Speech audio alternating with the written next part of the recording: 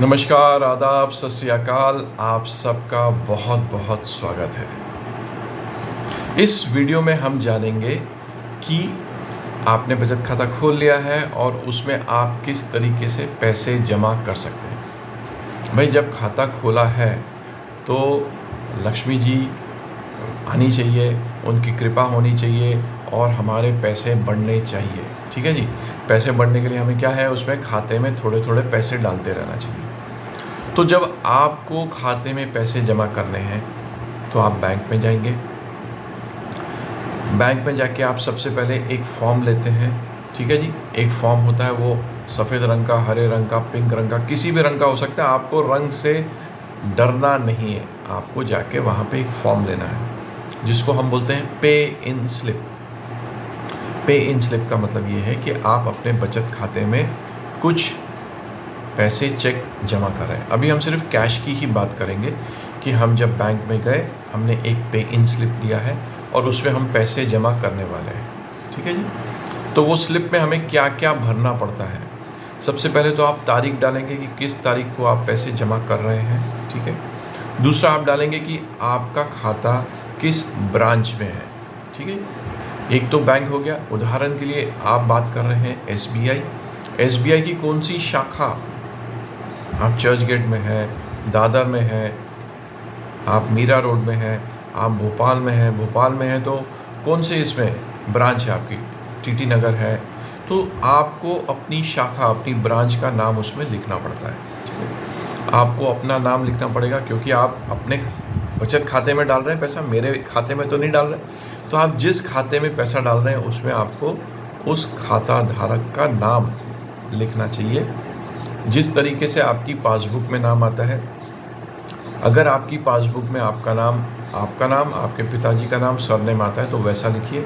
अगर सिर्फ आपका नाम और सरनेम आता है तो वैसा आप अपने पे इन स्लिप में लिखिए। ठीक है जी।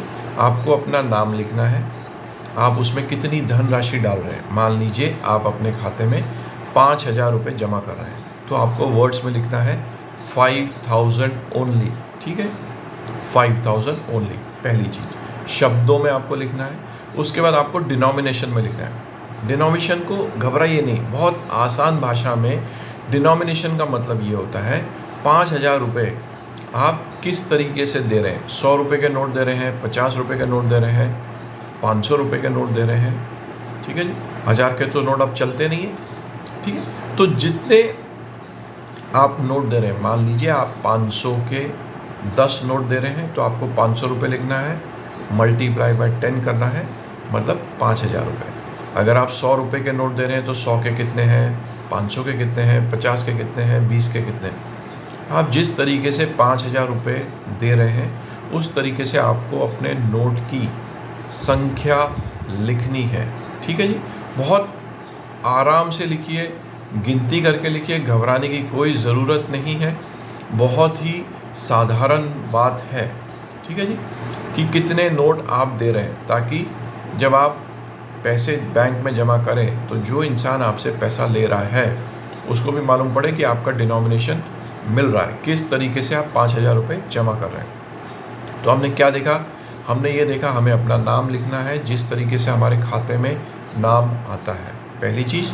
दूसरा हमें लिखना है कि हम कितने रुपए, कितनी धनराशि अपने खाते में जमा कर रहे हैं, वर्ड्स में लिखना है और डिनोमिनेशन में लिखना है। दो चीज़ हो गई।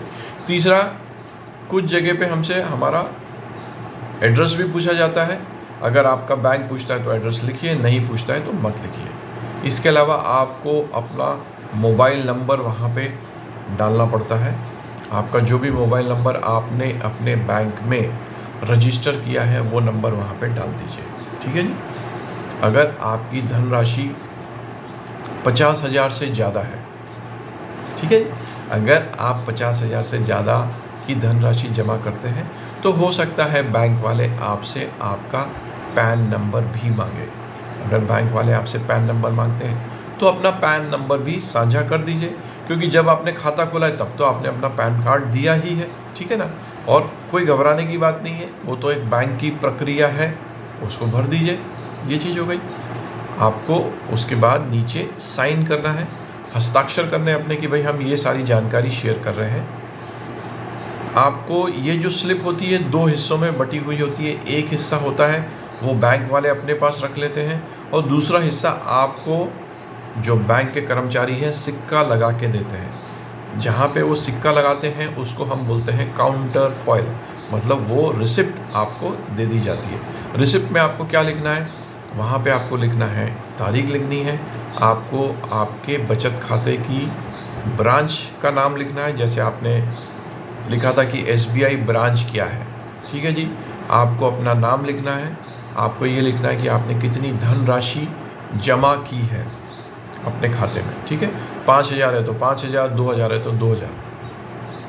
आपको उसको वर्ड्स में लिखना है, शब्दों में लिखना है, डिनोमिनेशन में भी लिखना है, और आपको अपना फ़ोन नंबर लिखना है, आपको साइन करना है, ठीक है जी। तो जब आप ये सारी चीज़ें भर लेंगे, आप भरिए, वो पे इन स्लिप लेके जाके जो काउंटर होता है बैंक में जहाँ पे वो नकद लेते हैं उसमें लिखा होता है। कुछ जगह अलग अलग होता है, एक जगह पे वो सिर्फ पैसे लेते हैं और पैसे देने के लिए अलग से काउंटर होता है। कुछ बैंक में टेलर होता है। टेलर मतलब एक ऐसा व्यक्ति जो 10 से 25,000 तक की धनराशि लेता भी है और देता भी है। टेलर को हम बाद में समझेंगे, अभी तो हम अपने बचत खाते में पैसे जमा करने की प्रक्रिया को समझ रहे हैं। तो हमने पे इन स्लिप भरी है, वो पर्ची भरी है जिसमें हम सारे डिटेल लिख रहे हैं कि हम हमारे खाते में क्या कर रहे हैं। सबसे ज़रूरी चीज़ तो मैं भूल गया आपको बताना, अपने खाते का नंबर तो डालो।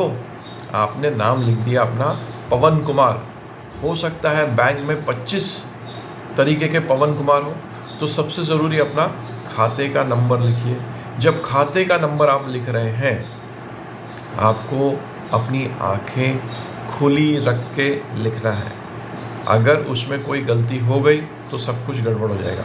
सो जब आप अपना खाते का नंबर डालेंगे तो चेक करिए आपकी पासबुक में जो खाता नंबर है वही आप उसमें लिख रहे हैं। कई बार लोग भाग लिखते हुए 6, 8, 0 में फ़र्क नहीं करते हैं।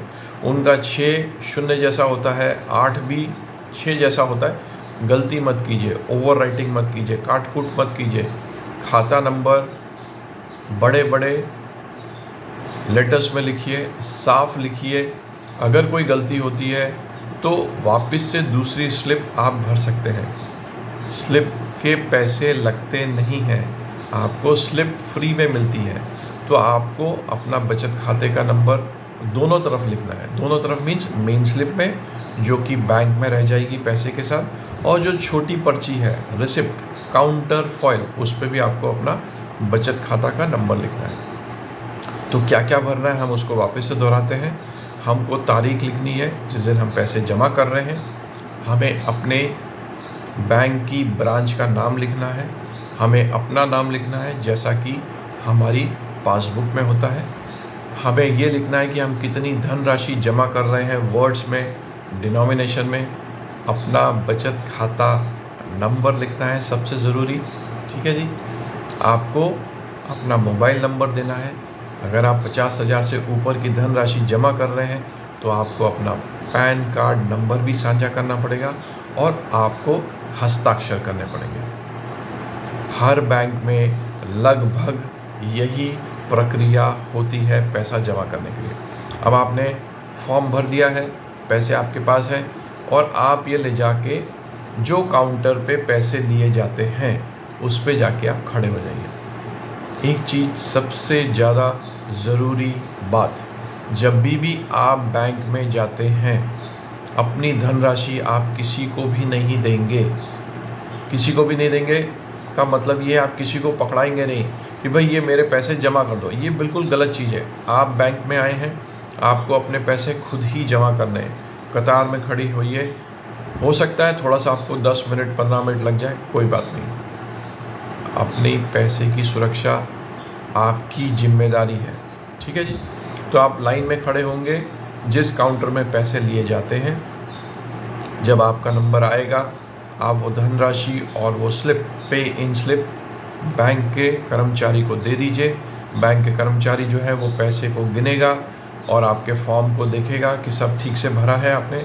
उसके ऊपर वो दोनों फॉर्म पे सिक्का लगाएगा, अपना साइन करेगा और काउंटर फॉइल आपको दे देगा। ठीक है जी, काउंटर फॉइल पे भी वो सिक्का लगाएगा, साइन करेगा और लिखेगा उसको कितनी धनराशि मिली है। ठीक है, अगर उसमें कोई गलती हो जाती है आपके लिखने में, तो जो बैंक कर्मचारी है वो वहीं पे तुरंत आपको बता देगा कि इसमें ये गलती है, इसका सुधार कर दीजिए। कर्मचारी की जिम्मेदारी है कि उसको आपके फॉर्म को पढ़ना है, सारी जानकारी को देखना है और पैसे को लेना है। जब एक बार आपने धनराशि बैंक के कर्मचारी को दे दिया, उसने आपको सिक्का मार के काउंटर फॉइल दे दिया, इसका मतलब आपके बचत खाते में उतने पैसे, उतनी धनराशि जमा हो गई है।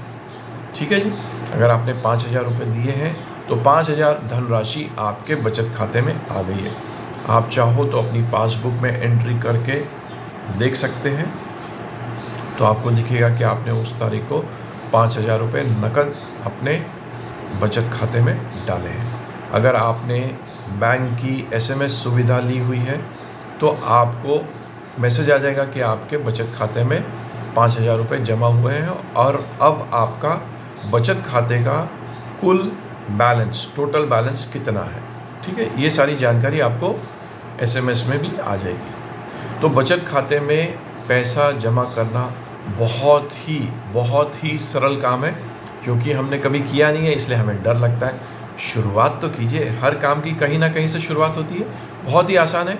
पे इन स्लिप में बहुत बेसिक जानकारी आपको देनी पड़ती है, भरनी पड़ती है। आप हिंदी में, इंग्लिश में भर सकते हैं, कोई दिक्कत की बात नहीं है। आप आराम से वहाँ जाइए, आपको पेन भी लगा होता है, बैंक में आपको पे इन स्लिप मिलेगी, पेन भी मिलेगा, वहाँ आप आराम से लिख सकते हैं। आप जब भी भर रहे हैं पैसे अपने पास ही रखिए। ऐसा नहीं कि आपने वहाँ पे दुकान लगा दी अपने पैसों की कि भाई मैं कौन कौन से नोट रख रही हूँ, गिन रही हूँ, सबके सामने कर रहे हैं, हवा का झोंका आया, पैसे उड़ गए। इस तरीके की नादानी ना कीजिए।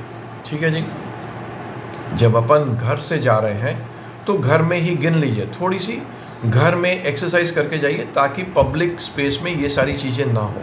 क्योंकि आप जा रहे हैं बैंक में बहुत सारे लोग आए होंगे जो पैसा जमा करने के लिए आए हैं, पैसा निकालने के लिए आए हैं, क्योंकि बैंक में तो बहुत सारी एक्टिविटी होती है।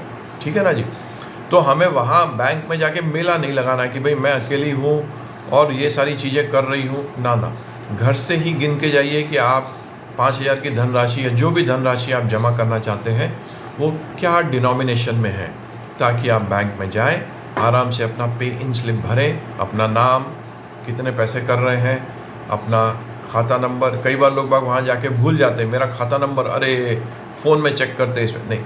आप पासबुक में साथ में लेके जाइए, पासबुक रखिए, उसमें से आराम से देख के अपना खाते को नंबर को भरिए, ताकि गलती ना हो।